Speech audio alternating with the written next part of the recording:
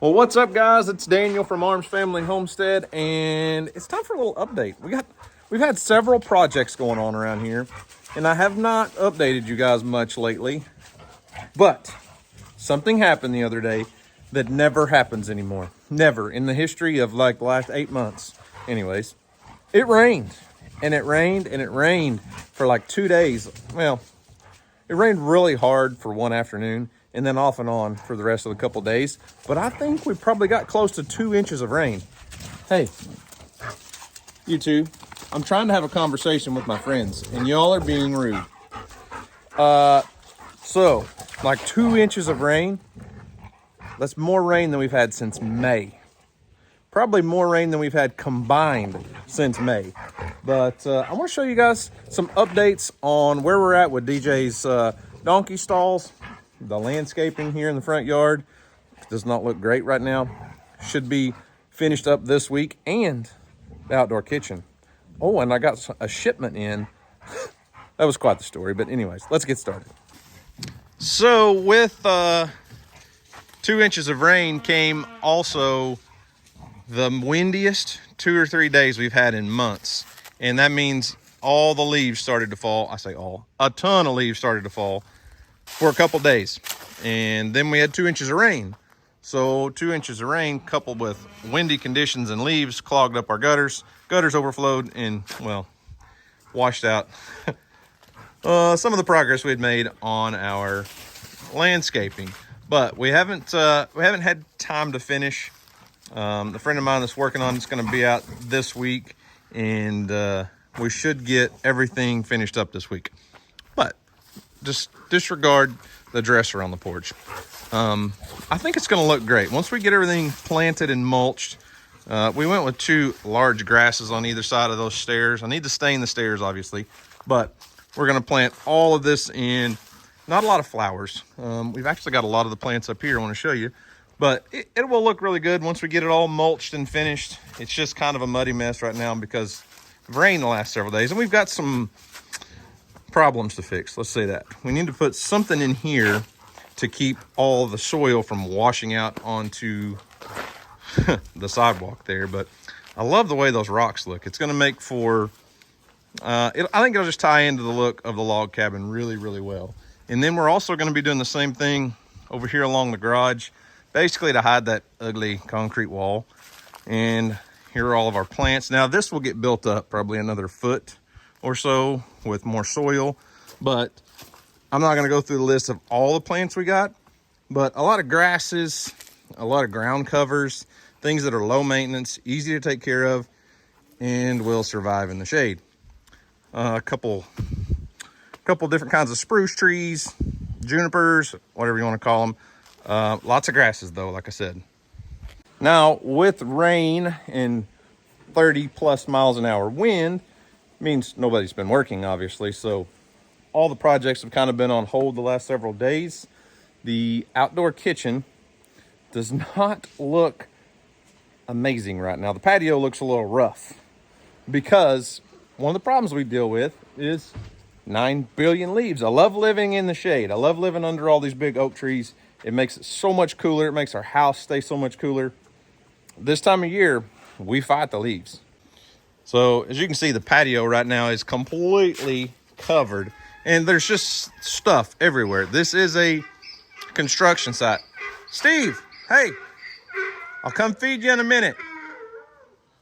So this is a construction site. The roof is completed. We need to finish staining underneath, but I think it turned out really nice. It's huge, it's very tall, but it's gonna do us a great job. Now this will be gone.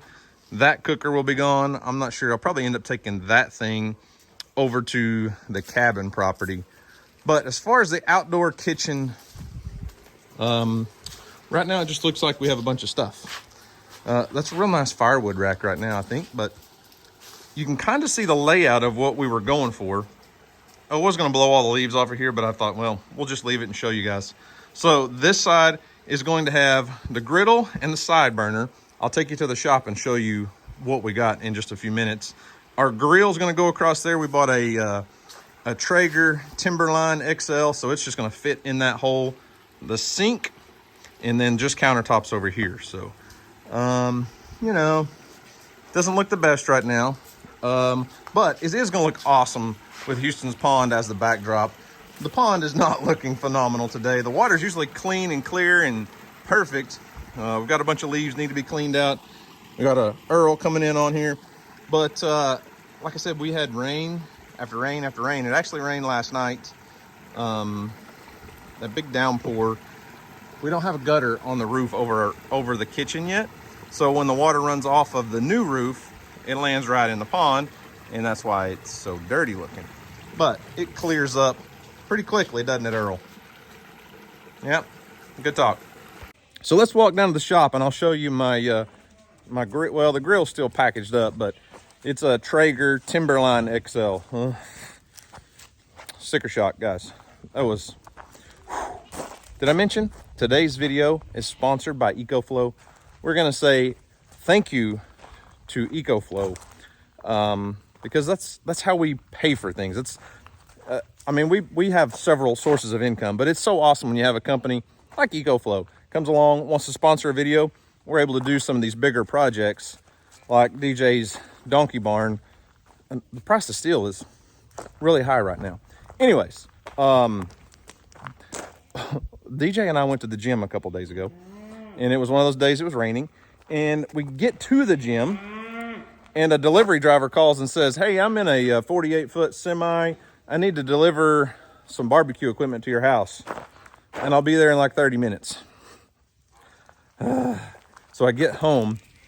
It is literally pouring. He can't get a semi here, obviously, because of our creek and the way our driveway is. So I have to meet him 1.5 miles away in a church parking lot and unload him with my tractor and then shuttle things to the house. It was quite the debacle. Not the best conditions for a delivery, but we're not going to complain about the rain for sure. We already got one pallet to the house. Now we got to get the other one there. I'm glad they wrapped them up really well, but look at the rain. Oh, we got runoff. Man.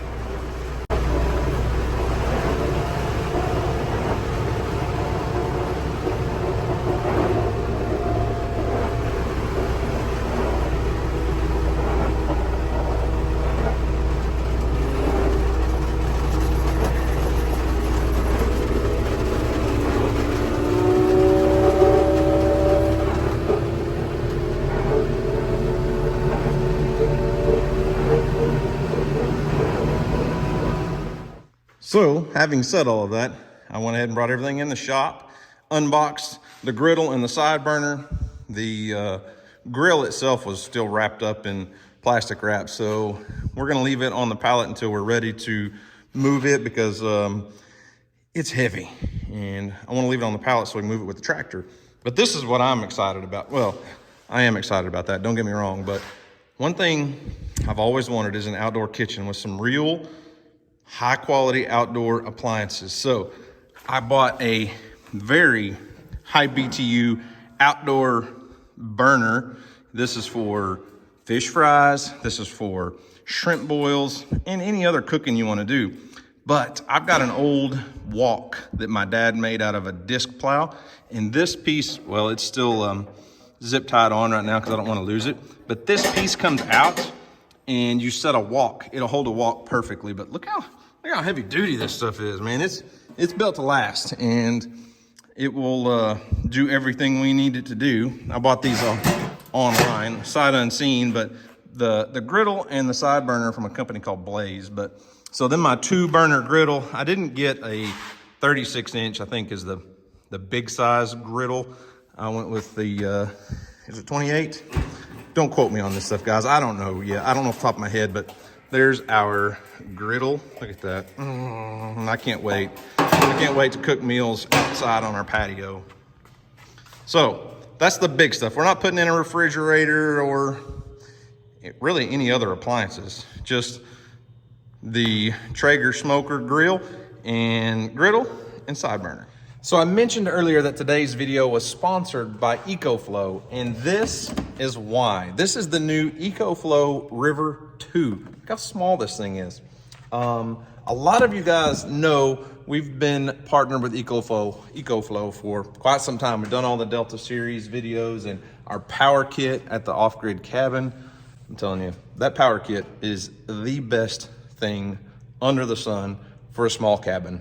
But one thing you guys have been telling me repeatedly is a lot of you don't need a huge, like, whole home backup battery system, or like a huge battery bank. You just need something like if you're gonna go camping, to throw in the tent to charge your cell phones, run a little fan, whatever it is. You don't need something, even like the Delta 2 series. I did a video on this, I don't know, a while back. It's not huge, but when you add the extra battery and all the stuff, it can get pretty pricey, and it's bigger than what your needs are sometimes. So the Delta 2, we'll just set it on my little handy digital scale since we have it here, weighs in at 25.15 pounds.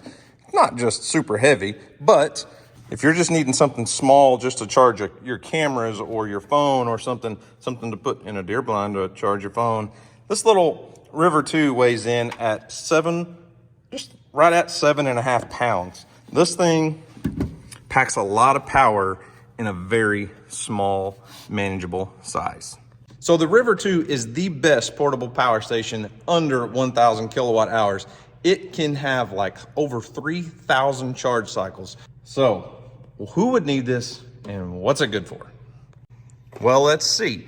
Anyone that needs DC power, which is your standard cigarette lighter plug, anyone who needs a USB-A, two of those, a USB-C charger, which my laptop computer is sitting out here with me because I've been doing a little work, and we can just plug that laptop directly into that USB-C, and it charges my laptop. And then it's got your standard household plug. One's grounded and one's not.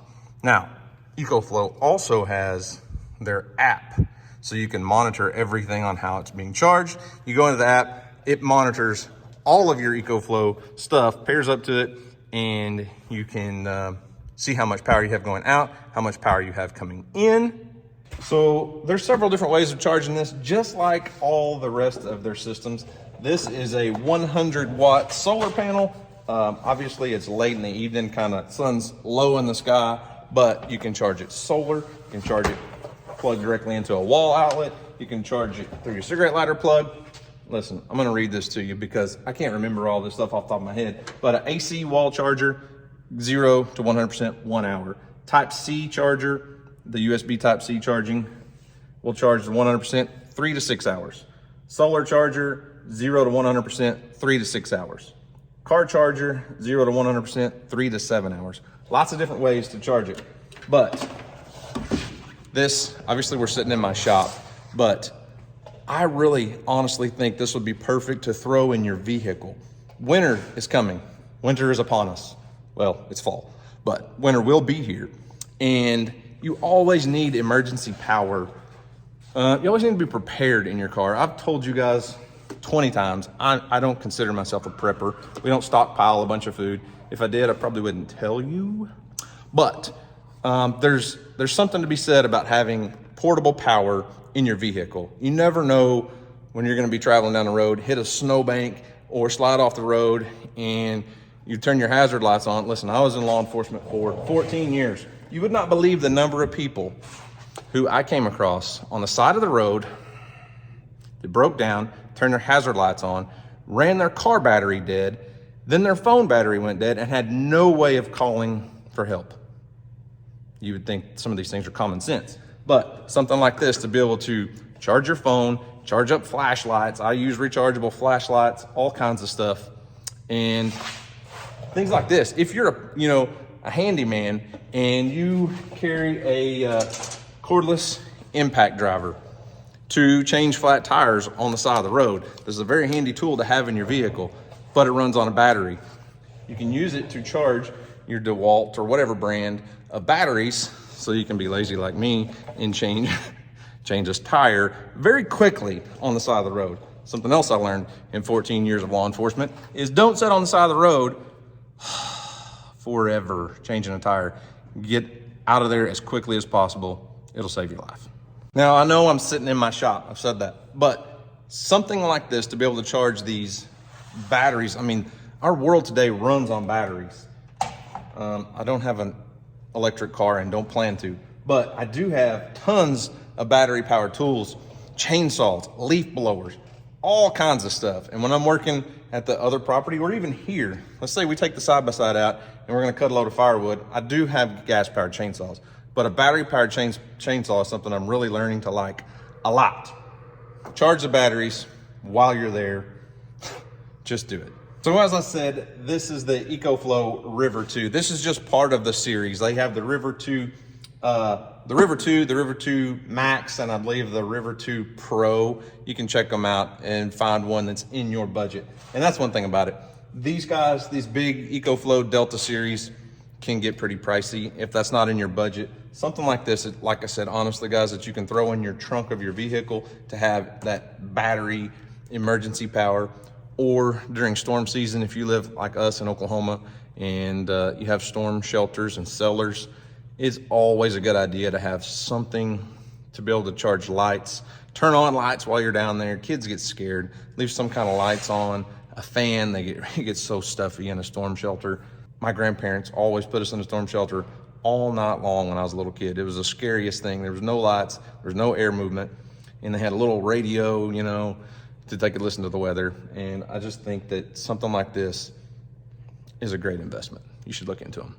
So the EcoFlow River 2 series, be sure to check the link in the description box down below. They're the perfect outdoor power supply for whatever you're doing. Camping, put in your storm shelter, put in your trunk, all kinds of stuff. Just portable power.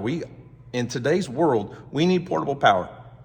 Like even when we're in the deer blind, playing on our phones and our iPads, who knows, somebody may be in a deer blind using their laptop computer, getting some work done while they're deer hunting. Anyways, like I said, check the link in the description box. Huge thank you to EcoFlow for sponsoring today's video.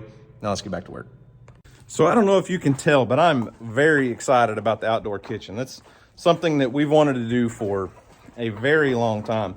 One more update is DJ's stall area. All the concrete's poured, posters set out there, but unfortunately the guys haven't been able to work in the last couple days. But I can kind of give you an idea of what it's going to look like. So this will be two separate stalls, 10 feet wide each, with 20-foot runs, or a 20-foot pin basically, off of each one of them. I did have to cut this tree down. I showed it, or DJ showed it on her video the other day, because I wasn't going to have enough room really for the tractor and stuff to get through, and it was pretty rotted. The tree was not in good shape. As you can see, there was a lot of rot. There were a lot of places it was rotting. I mean, it was going to fall, and probably would have fallen on our brand new pins. Now, this will be two separate pins with two, each will have a 10-foot gate. And I know that sounds like overkill, but I like to be able to open it all the way up, open that whole area up, and then I get my tractor in there and clean everything out, because hay and manure and all that stuff builds up over time. So quite a bit of progress has been made, just not in the last couple days.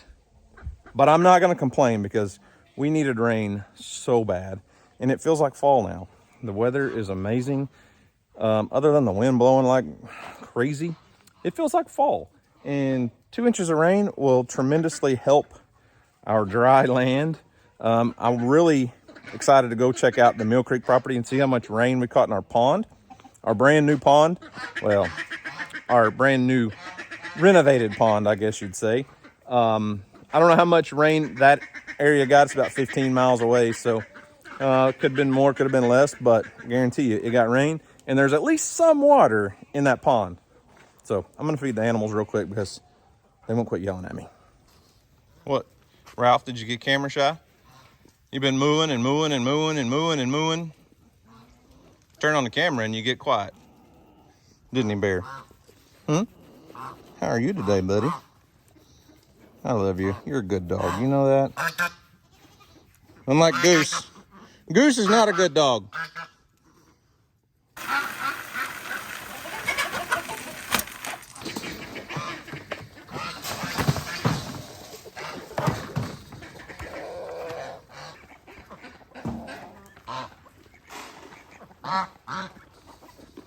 Now there's a few changes that I don't know that I've told you guys about. I know DJ has, so if you watch her videos, you know what I'm talking about. The first one being, there's 2 donkeys in here now.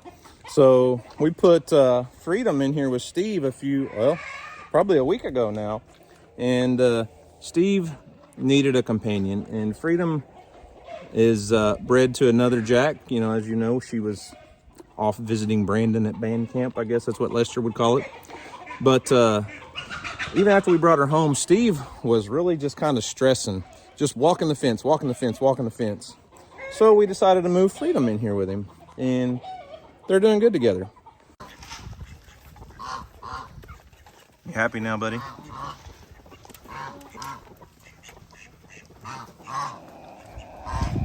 And the second thing, oh my goodness, look. The second thing has to do with that girl. RJ, easy, dude. Oh, she went and laid down. RJ. Hey, I saw that. You just kicked that goat. So DJ decided it was time to move Lucy out of her stall.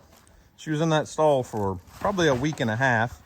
And so we moved Lucy and her baby out. And I don't know that I've actually told you what Lucy's baby's name is. DJ may have told you, I'm sure DJ's told you all several times, but we decided to name her Reba because she's a redhead.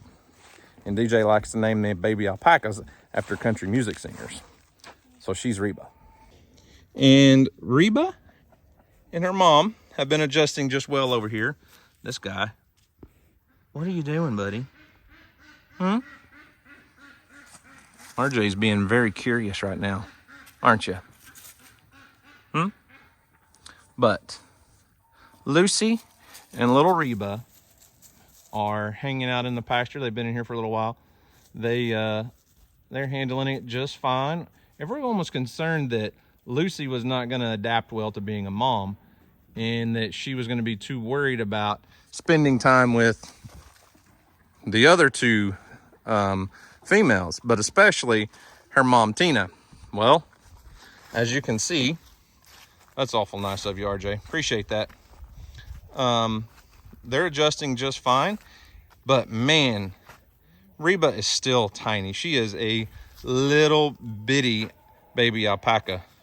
Now, obviously, RJ's quite a bit older now. He's probably just guessing a month and a half old, but what's up, buddy? You sure got a lot of Rufus in you. Your curiosity is something else. But look how small she is. But mama and baby are enjoying their time out of the stall and doing just fine.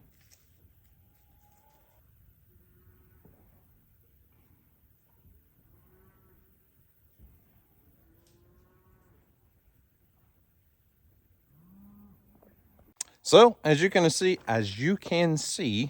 RJ is very curious. He's still trying to figure everything out, but he thinks Reba's old enough to play. Like, that guy is full of energy. The other day I came out here a week or so ago. I think I posted it on my Instagram and Facebook stories. If you don't follow our stories on there, it's just random stuff that's going on around here. And I'm trying to watch them in the screen as I talk to you guys. But RJ was literally out here, like, he was running, but like hopping like an antelope would. Just bing, bing, bing, bing. And then he would just sprint all the way around the pasture and then run up here to where the rest of the animals were. It was pretty interesting. It was kind of comical watching him, but alpacas are strange animals for sure. But little RJ and little Reba, I think they're going to be all right.